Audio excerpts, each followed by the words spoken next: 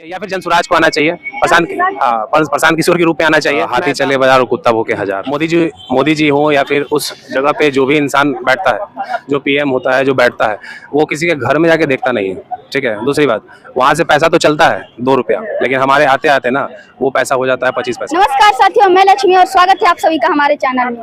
आज हम बिहार के कुछ मुद्दों लेकर के आए हैं, उस पे हम जनता से बात करना चाहेंगे, बिहार के लोगों से बात करना चाहेंगे कि उनका क्या राय है। सीधी सी बात है कि उद्धव ठाकरे अगर ये बोलते हैं कि यहाँ पे बिहारी नहीं रहेंगे, हाँ, तो सीधी सी बात है कि जो आदमी का खानदान में जो बाल ठाकरे थे वो शिवसेना का स्थापित किए थे अपना पार्टी का, और शिवसेना का जो बाल ठाकरे हैं उनका जो सुप्रीमो थे, उनका ये कहना था कि हम कभी भी कांग्रेस के साथ नहीं मिलेंगे।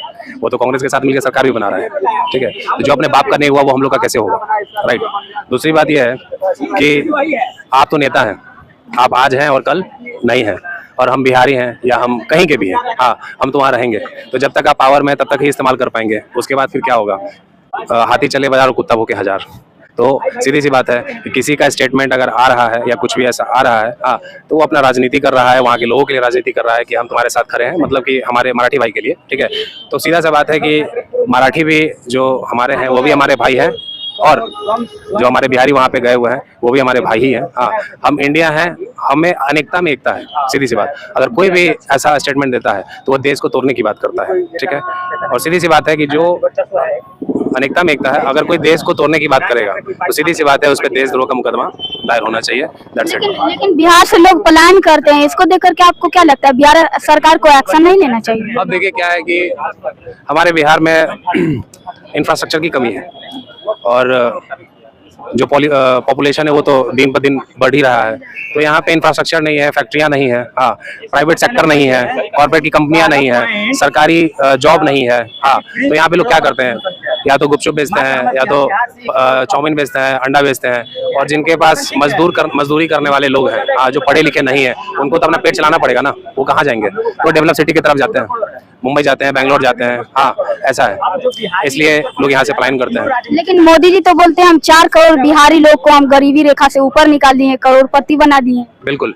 देखिए ऐसा है कि मोदी जी हो या फिर उस जगह पे जो भी इंसान बैठता है, जो पीएम होता है, जो बैठता है, वो किसी के घर में जाके देखता नहीं है। ठीक है। दूसरी बात, वहाँ से पैसा तो चलता है 2 रुपया, लेकिन हमारे आते आते ना वो पैसा हो जाता है 25 पैसा। ठीक है। तो उसका बेनिफिट हम लोग को नहीं मिल पाता है। सीधी सी बात है। मैं ये नहीं कह रहा हूँ कि ये गवर्नमेंट सही है, वो गवर्नमेंट सही है। मैं ये कहना चाहता हूँ कि गवर्नमेंट सब सही है, गलती हम लोग में है कि हम लोग किसी भी बेकार से बेकार नेता को हम लोग उस जगह पे पहुंचाते हैं। अगर हम लोग सही हो जाएं, अगर हम लोग न्यूट्रल होकर सोचे कि हमारे लिए कौन बेस्ट है, हाँ, तो हम लोग एक सही नेता का चयन कर पाएंगे। अच्छा, बिहार के मुख्यमंत्री के लिए सबसे बेस्ट आपके नज़र में कौन है? देखिए सीधी सी बात है, मैंने जब से होश संभाला है तब से मैं आज तक देख रहा हूँ कि जिसके पास थोड़ा पैसा हो जाता है उसके पीछे 10 लौंडे लग जाते हैं, भैया भैया करने लग जाते हैं। ठीक है। तो हमारे बिहार में ऐसा न्यूट्रल इंसान ना मुझे देखने के लिए मिलता ही नहीं है। ठीक है। लेकिन अगर मुझे किसी नेता को चुनना हो, ठीक है, तो मेरे नज़र में अभी बीजेपी को आना चाहिए, किसी भी चेहरे के साथ आना चाहिए, या फिर जनसुराज को आना चाहिए, प्रशांत किशोर के रूप में आना चाहिए। मैं ऐसा अपना परसेप्शन बता रहा हूँ। हाँ, प्रशांत किशोर जी कैसा लगते हैं आपको, मतलब किस उनका विचारधारा कैसा लगता है? देखिए विचारधारा तो उनका स्पष्ट ही है ना, वो तो साफ साफ कह रहे हैं ना कि भैया अगर नेता चुन रहे हो तो फिर देख सुन के चुनो। हाँ, 500 रुपया और मुर्गा दारू पे नेता मत चुनो। अगर नेता चुनना है तो खुद के लिए चुनो कि हम अभी इस एज में हैं, कल मैं पढ़ूंगा लिखूंगा तो मेरे लिए क्या फ्यूचर है, क्या मुझे भी फिर जाना पड़ेगा दूसरे स्टेट में, वहां पे फिर मुझे बिहारी कह के जलील करेगा और भगाएगा।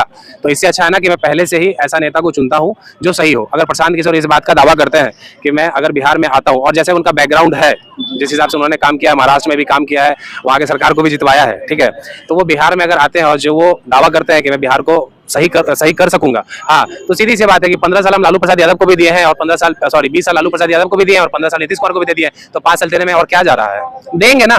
अगर उससे हमारे बिहार का भला हो सकता है तो देंगे। अब सीधी सी बात है, हर स्टेट में योगी और मोदी तो हो नहीं सकता है। हाँ, और रही बात कि हम अगर किसी और नेता प्रतिपक्ष को चुने, तो सीधी सी बात है कि जब हमारा एक पुश्त बेकार हो चुका है, हमारे बाप दादा बेकार हो चुके हैं, आज हमारे बिहार में गरीबी क्यों है? इसीलिए है ना कि हमारा जो बाप था, दादा था, उनको कुछ मिला ही नहीं। उनमें टैलेंट होने के बावजूद भी कुछ नहीं मिला, और नहीं है आज हम लोग में तो भी कुछ नहीं मिल रहा है कि नहीं। तो इससे अच्छा है कि अभी हम जितने भी यूथ हैं, उनको इतना समझना चाहिए कि अभी इस बार जो चुनाव आएगा ना, इस चुनाव में हमको न्यूट्रलाइज होकर ये सोचना चाहिए कि who is the best leader, हमारे लिए सबसे अच्छा नेता कौन है बिहार के लिए, हम उसको चुनेंगे। लेकिन बिहार के लोग तो जाति पे वोट देते ही हैं। वही तो मैं कह रहा हूँ कि बिहार के लोग जाति पे ही वोट देते हैं। मैं ब्राह्मण हूँ, कोई राजपूत है, कोई यादव है, कोई मुस्लिम है, ठीक है, और नेता भी तो वही काम कर रहे हैं ना, वो जात पे तो राजनीति कर रहे हैं ना, वो कहाँ न्यूट्रलाइज हो रहे हैं, वो भी तो न्यूट्रलाइज नहीं हो रहे हैं। तो सीधी सी बात है, नेता को चुनता कौन है, हम लोग चुनते हैं ना। तो सीधी सी बात है, अगर हम चेंज हो जाएंगे तो उनका क्या औकात है कि वो सामने सत्ता में आ जाएंगे, हमको जरा बताइए। अगर हम ये बात समझ जाएं कि भाई जात का राजनीति हो रहा है, अगर हम ये चीज को समझ जाएं और उस हिसाब से हम वोट करें, हाँ, तब शायद कुछ होगा।